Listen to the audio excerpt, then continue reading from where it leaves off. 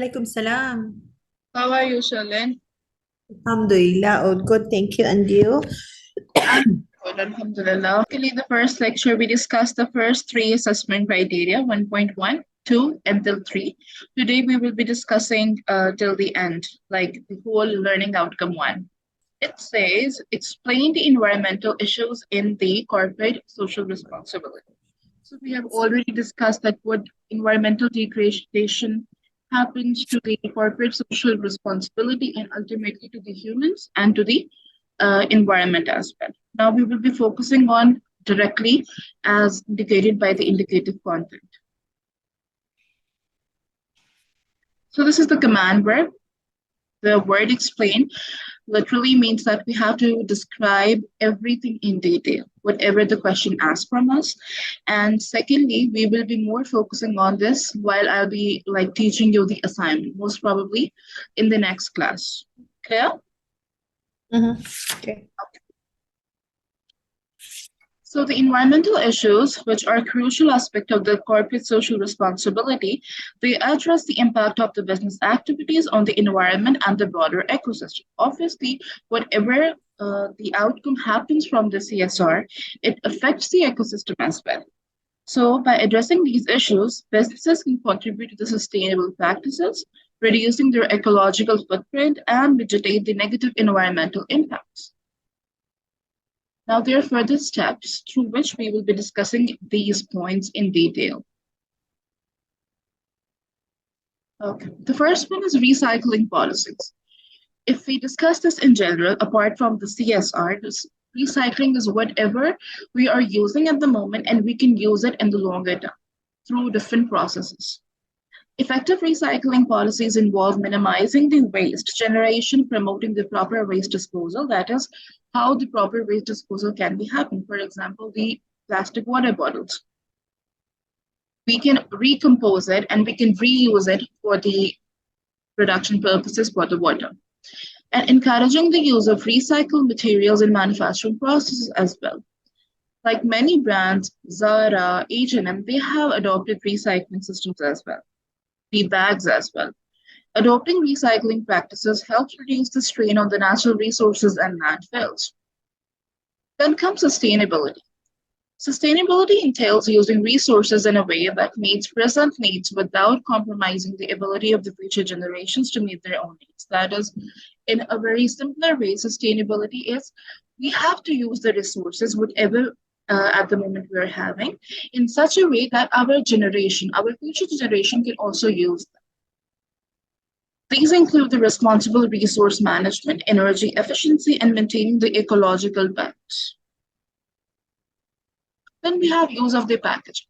It is very important because the packaging is which we can use it later on as well, or we can process it further on. Businesses need to consider the environmental impact of packaging materials such as plastic that contributes to the pollution and waste. Adopting the eco-friendly packaging options and reducing the excess of packaging can help minimize environmental harm as well.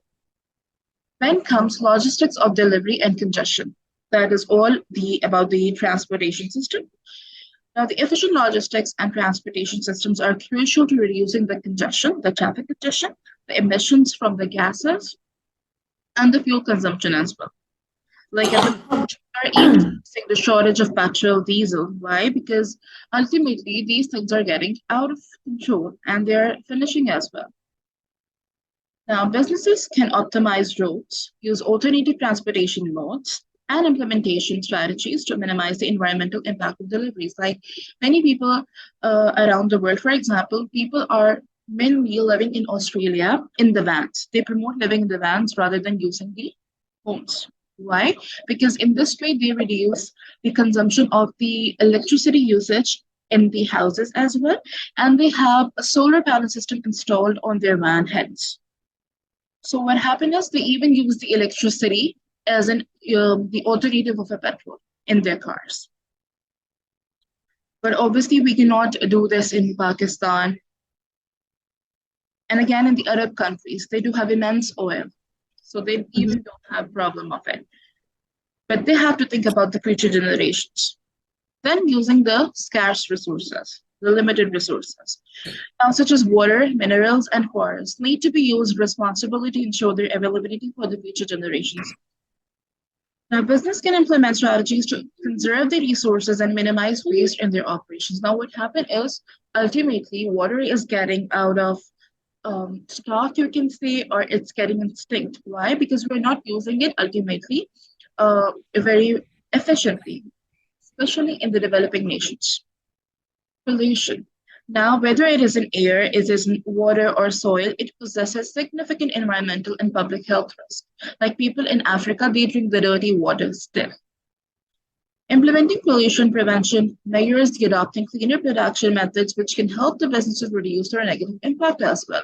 Like they can use the converters in their organizations, in their companies, while manufacturing process and the production. In this way, what will happen is they can reduce the emission of pollution. Okay. Then we have carbon footprint. Now, carbon footprint measures the total greenhouse gas emissions produced by an individual, that is me and you, organizations, companies, or the product by itself.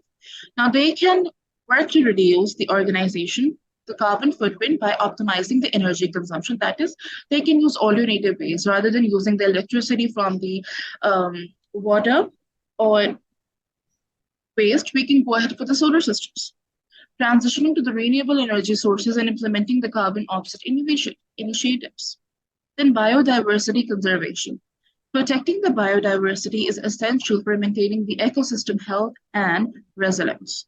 Businesses can support the biodiversity conservation by implementing the sustainable land use practices. That is, what they can do is, in the same land, in the same factory, they can have the plant as well. It's better not to go from here and there. Then avoiding the habitat destruction. That is what we do whenever we want to build a society or a factory. First thing we do is we cut off all the forest, the greenery, and supporting the conservation initiatives. Then we have emission reduction. Reducing emissions of the greenhouse gases, which contribute to the climate change, is a critical environmental concern.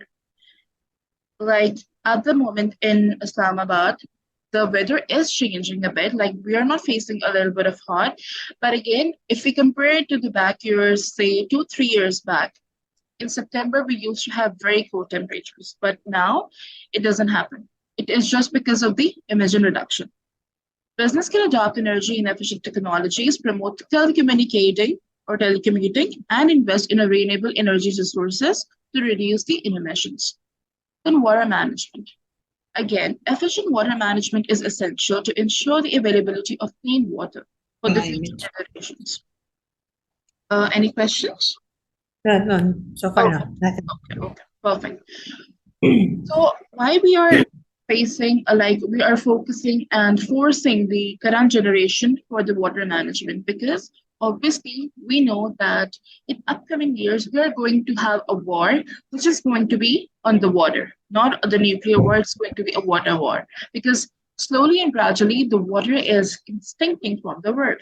So we have to use the alternative ways to save it. Businesses can implement water-saving technologies, reduce water waste, and manage the water pollution in their operations as well.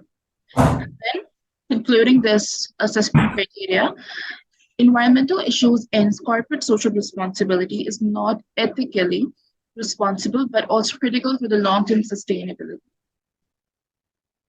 of the business and the planet.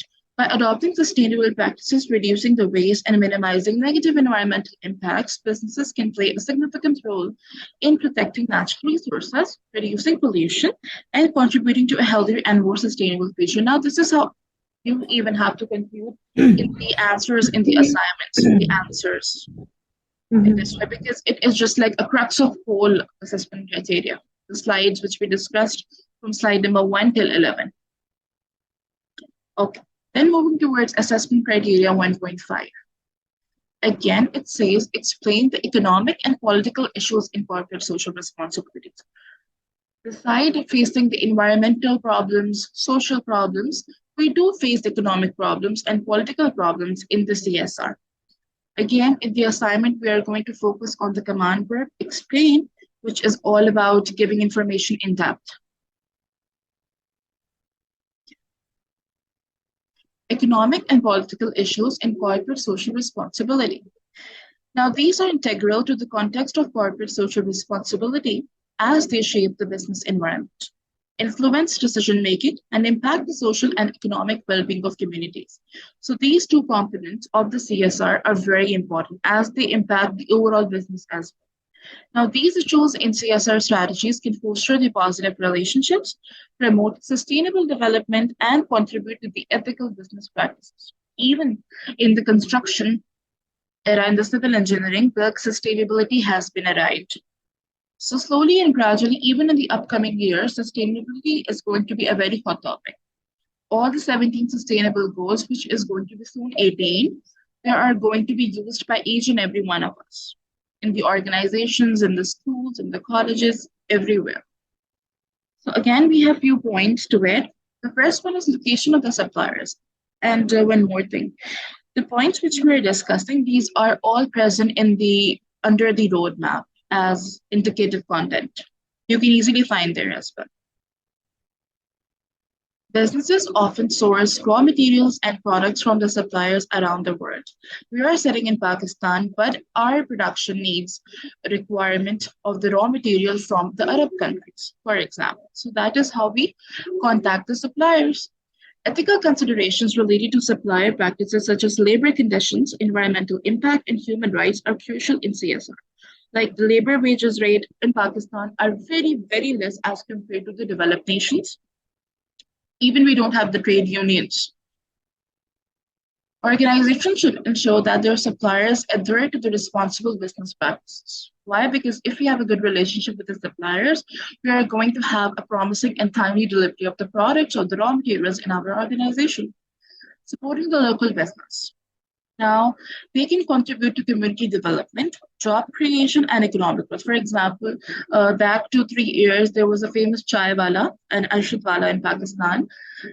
Just because people promoted him so much, he started to open his franchise, his shops in the UK as well. And now he is giving the employment to the general people as well, the public. So it is very necessary for us to always support the local business because they are very hardworking. They do have something unique things which they are, providing to the normal people. Then what happens is they create the job creation and economic growth. Organizations can incorporate local sourcing and partnerships into their CSR strategies rather to import products from the outer countries. It's better to support the local ones. We can buy our few byproducts from our local businesses as well rather than to import them, giving a lot of custom duties and taxes on it. Okay. Then we have supporting the developing countries. Engaging in the CSR efforts that support the developing countries can have a significant positive impact. Now, they may invest in education. Now, it depends on the people who want to support the developing countries. Like Pakistan is getting support from the IMF and the World Bank at the moment.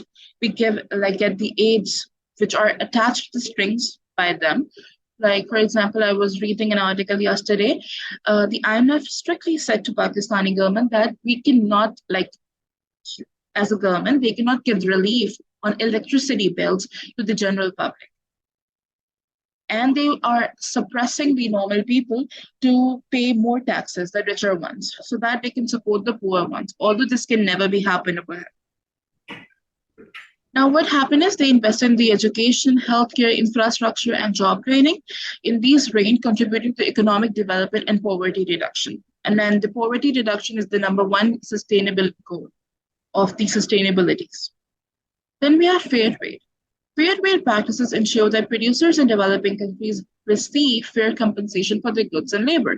That is, we don't get a fair compensation, even as a teacher, we don't get enough payment. They are charging a lot from the students, the colleges, the universities, but they are not paying enough to the teachers. It happens in the developing nations, not in the developed ones, because they have the active rights. Businesses can adopt fair trade policies that prioritize equitable wages and safe working conditions for the workers in their supply chains. Again, the people which are working in the mines, they're always treated like, what can I say, as a filth. They never get a full payments. They never get a perfect healthcare. And in the end, what happens is they die. Then we have non-acceptable global agreements. of the global agreement. Sorry. For example, Kyoto and Protocol. Now, global agreements and protocols such as the Kyoto Protocol aimed at addressing the climate change. Now, this particular body, they ensures the climate change, that what happens when climate changes. They highlight the international community's commitment to the specific goals. That is, the international communities, they are actually forcing Pakistan that they have to, like, we have to consider the climate change. Why? Because the glaciers are melting at a very high speed. And what happened is we are facing more hotter temperature than the cooler months. Everything is going opposite at the moment. Yeah. Economic disparities. CSR initiatives that address economic disparities can promote inclusivity and social equity as well. Why? Because businesses can invest in the education, vocational training, that is giving just verbal training to the people or the employees which are actually in the organizations, and employment opportunities for the marginalized communities contributing to the poverty reduction. For example, hiring the house help. We can help the normal people which are not having enough education. They know how to do simple house chores and they can earn a little bit. Then ethical tax practices.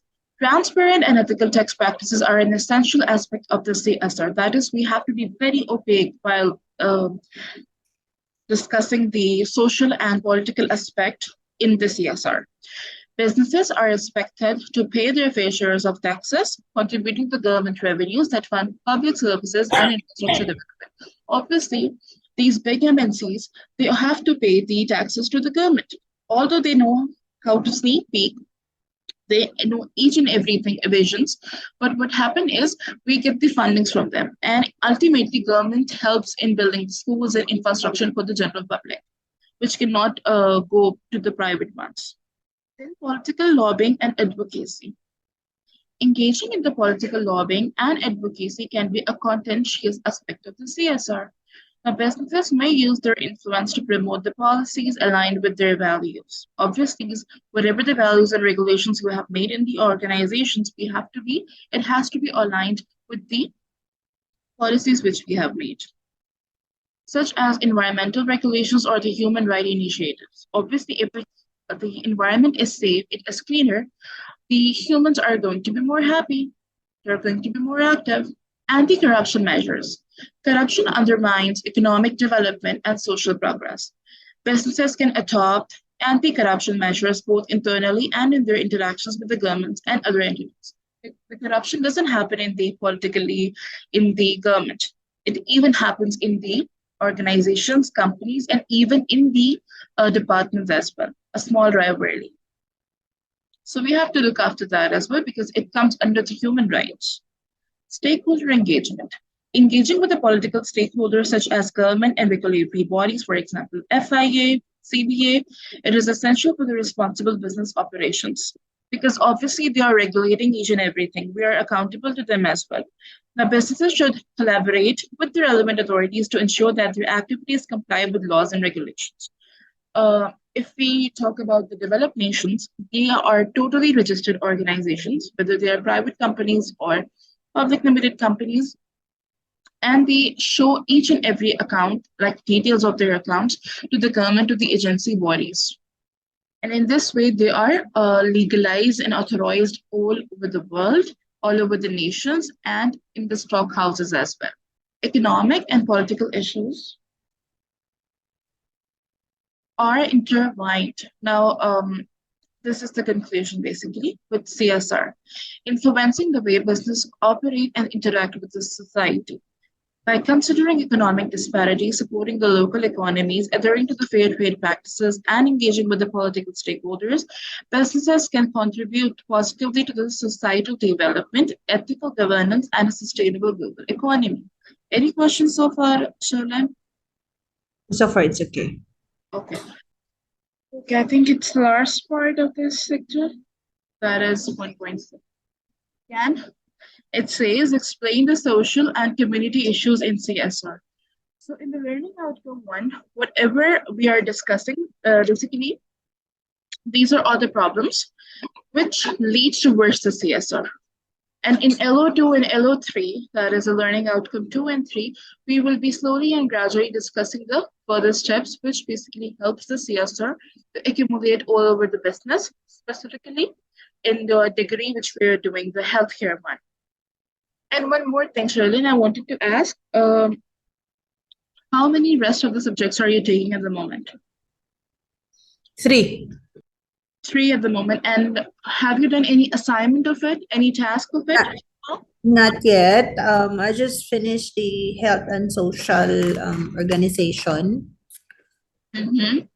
So I think I'll have to do already go for the assignment of that one. But I'm still some research for the topic because it kinda so the restriction that we have it here in this country. Oh, I got it. Yeah.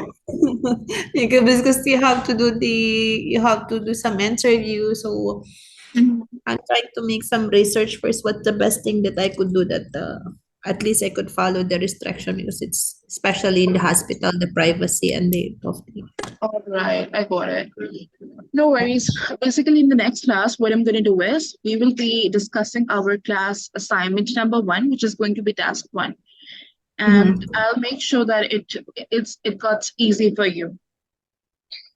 I Thank try to you. provide enough links, references to it, so that it's easy for you to answer all the queries, and in the end, you could score a good grade, inshallah. Thank you. No worries. Okay. Coming back towards the lecture again, social and community issues and the corporate social responsibility. Now, social and community issues are at the heart of corporate social responsibility. Now, these are the central or the main issues of the CSR. They focus on how business interact with and contribute to the well-being of the communities they operate. That is, the people through which they are working. They have to look on each and every aspect. Addressing these issues and the CSR strategies, which can lead to the positive and social impact, improve the stakeholder relationships, the one which have invested in the business, and sustainable community development. Obviously, when we're talking about the CSR, we have to discuss the sustainability as well. Now, further, we're going to discuss the social and community issues which are involved in CSR.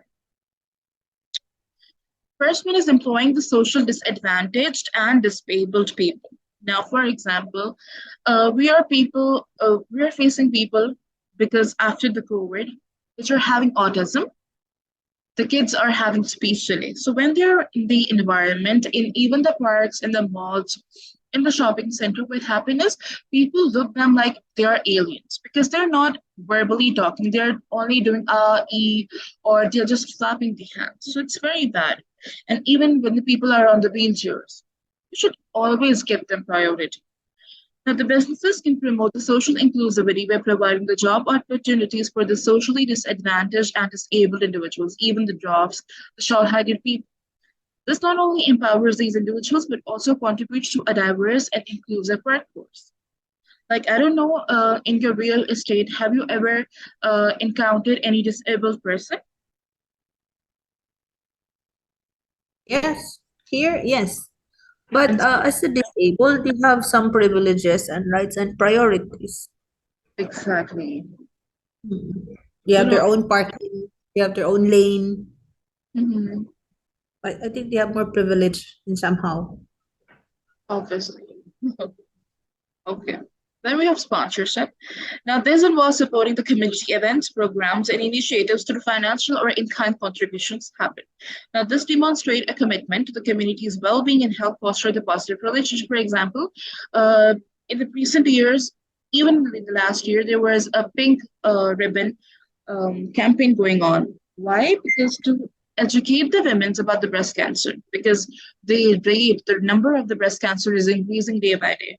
So the campaign was going on, and in this way, they educated the people through universities and colleges in Pakistan specifically and all around the world as well. Then encouraging education and training, promoting the education and providing the training opportunities can uplift the communities by enhancing employability and skill development. It is not necessary we should have a degree for something or a diploma. We should know the skill. If we know how to do the work, we can excel through the Upwork, like it's a platform, and freelancing as well. and then we have Indeed, and so on. Businesses can support the education initiatives, scholarships, vocational training, and mentoring programs as well. And volunteering. Encouraging employees to participate in the volunteer activities can have a significant positive impact on the communities. Like in UK, we have a caretaker job. It is a volunteer job for up to I think 6 months, and then we get paid by it. Businesses can offer paid volunteering hours or organize volunteering events to contribute to social causes. For example, when I was in my university, in second semester, I used to do a lot of volunteer work. Like we used to go to the trails. In Islamabad, we have Trail 5 and 3, and we used to clean it up.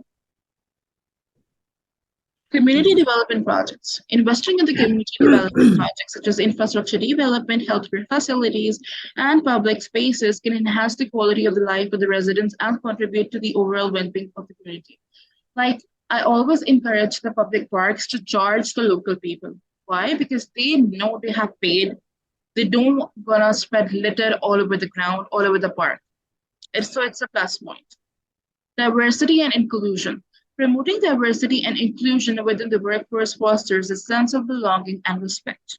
Business can develop policies that promote equal opportunities, address discrimination, and create an inclusive work environment. Like in Australia, in specifically Perth, they always encourage people from the diverse backgrounds, cultures, and diversity, and they always respect as well. Human rights protection. Respecting and protecting the human right is a fundamental aspect of the CSR. The business should ensure that the operations and supply chains adhere to the human rights principles. Now, whatever the human rights are, we should always accept them in the organization, within the premises, and outside as well. Addressing the issues such as child labor and forced labor in Pakistan, or even in the developing nations, even in India, we are facing the problem of forced labor and child labor as well. Then cultural preservations. Business operating in the diverse cultural context can engage in the CSR efforts that respect and preserve the local cultures and traditions. Like the people back in 18s and 14s, the people from the Indus Valley. We do read their history, but we haven't preserved it. This can involve supporting the cultural events, heritage preservation, and respecting the indigenous rights. Like various monuments, we have to save them, the museums, the stuff which is present in it. Health and well-being initiatives. Now, promoting the employee health and well-being can extend to the community. Businesses can initiate health campaigns like free eye checkups, which happens mainly in the hilly areas in Pakistan. They always give you free eye checkups and even heart checkups as well. Wellness programs and initiatives that address community health challenges. And what about Saudi? You are residing in the Jeddah right now. So do they offer free health campaigns? Yeah. We have. But That's more great. we have that. Okay. Then we have social entrepreneurship. Supporting the social entrepreneurship involves partnering with the startups, like the one which are doing or starting the initial businesses, or the initiatives that addresses the social and environmental challenges. Now, business can provide mentorship, that is a guidance, funding, an extra funds or your money, or the resources to help these ventures go. Why we always focus that we should always support the local business, because they always need few resources, funding, guidance in which they can move further. They can build a shop out of it.